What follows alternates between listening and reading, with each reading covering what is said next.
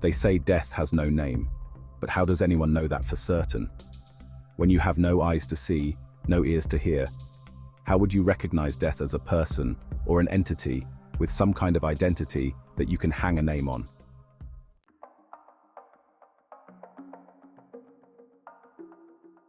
Is death a quantum field, a field of being or non-being, or somewhere in the middle, a cosmic paradox of formless energy, an eternal stuck in the middle with you?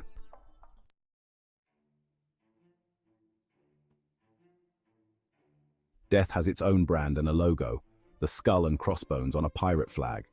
Some people even get a tattoo of death on their arms. In Mexico, they worship death and have a feast day for her. Death there is gender-specific, a woman, an especially joyous day in the calendar. Others yearn for death as an antidote for life.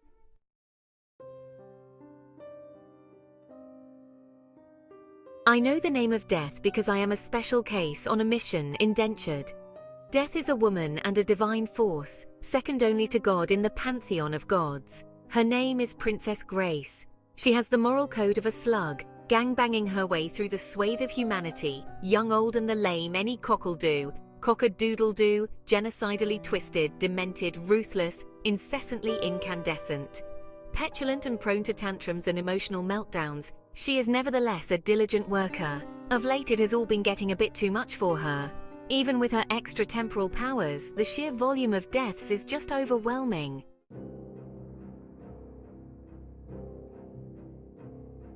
If you have the stomach for it, you will see the goddess of death hanging around graveyards and crematoria, snakes in her 6 hands. In one hand she is holding a sword dripping blood, and in another a cluster of severed heads, the other 4 gyrating wildly, ready to catch you if you try to escape to live another day.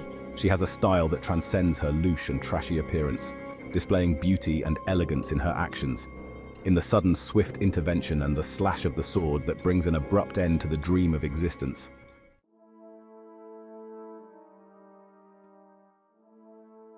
She is planning to retire to her special place, Graceland.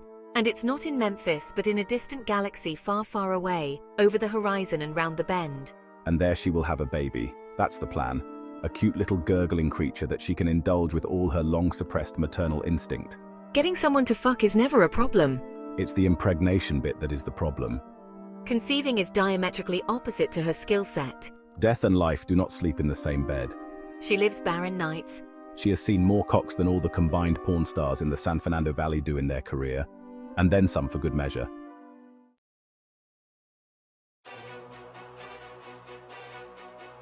God is a smartly dressed man, older than the universe. Where did we go wrong, the two of us? We don't talk anymore. We speak, but we don't communicate. It's like we are strangers in a strange land. You never forgave me for your mother's death. You think I should have saved her. She shakes her hair, snakes undulating, ready to strike, fangs out. It was your fault for not setting boundaries. Your mother was human and humans die, and you had to kill her when you were born. I've moved on from that, so should you. Let the dead bury the dead. People are mortal. So was your mother. Deal with it.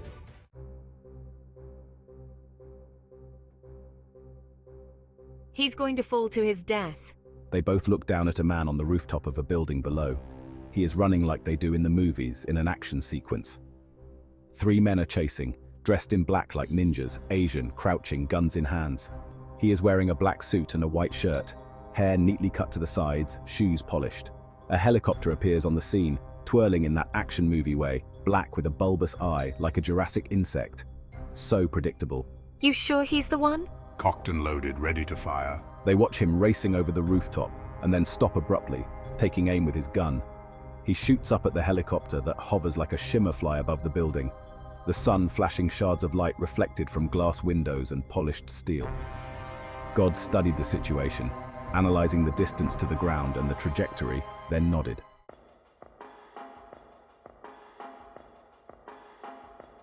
Shall we bet on it? 4 seconds. And let's call it 5.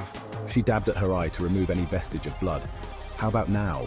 All we do is bet on stupid stuff like who wins the World Cup and how long someone takes to die. There's one thing I don't get. I always lose and I have to continue as before. How come? What's the point of my playing if nothing changes? I have had enough of it. I am getting, what's the word? Stale? A career change will do you good. But who's going to do your job if you do have a baby? She says she's been training people to take over her work. I tried out a new one recently and they found a vaccine in months, so I have recruited. It'll be amateur hour at the Armageddon dance hall. All good things come to an end, I suppose. Who else will do your job if you quit? I tried viruses, a worldwide plague on autopilot, but their scientists got wise to that. And so the bet is on, but they have long forgotten the terms or even why.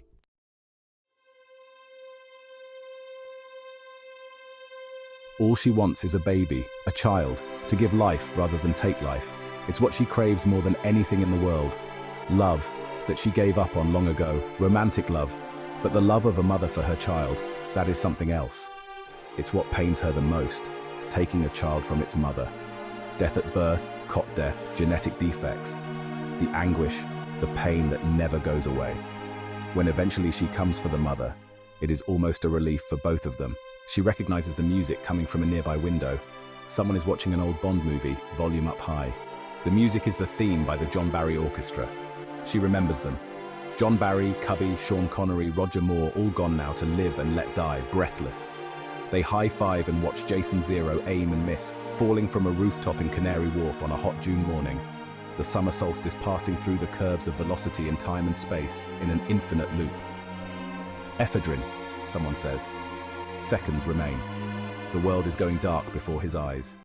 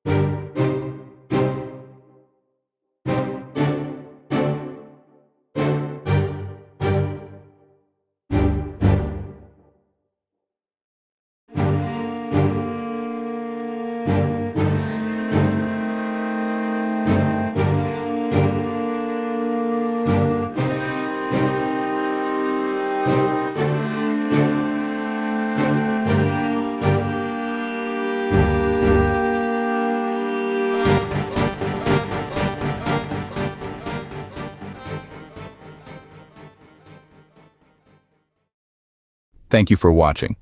If you like what you have seen, please click on the subscribe button. And you can find more books in the Imaginopedia project by following the link in the description.